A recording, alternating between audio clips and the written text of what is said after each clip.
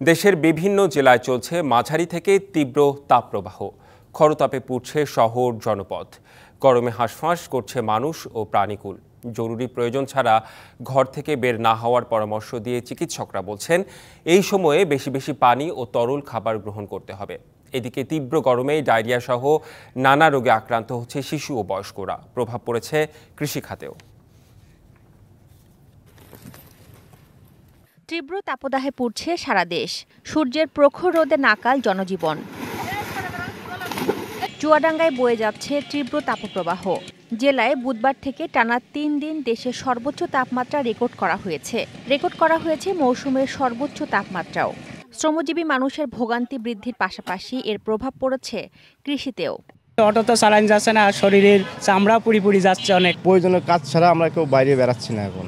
কুষ্টিয়ায় তাপদাহের কারণে অকেজো হয়ে পড়েছে অনেক টিউবওয়েল। তীব্র গরমে দৈনন্দিন কার্যক্রম ব্যাঘাত ঘটায় বাড়তি ভোগান্তিতে বাসিন্দারা। মৌলভীবাজারে তীব্র গরমে হাসপাতালে প্রতিদিন শিশু রোগীর সংখ্যা বাড়ছে। এর মধ্যে জ্বর, সর্দি ও কাশিতে আক্রান্ত রোগী বেশি। আবহাওয়া অধিদপ্তর জানিয়েছে, চলমান তাপপ্রবাহ বিরাজ করবে আরও অন্তত ৩ দিন।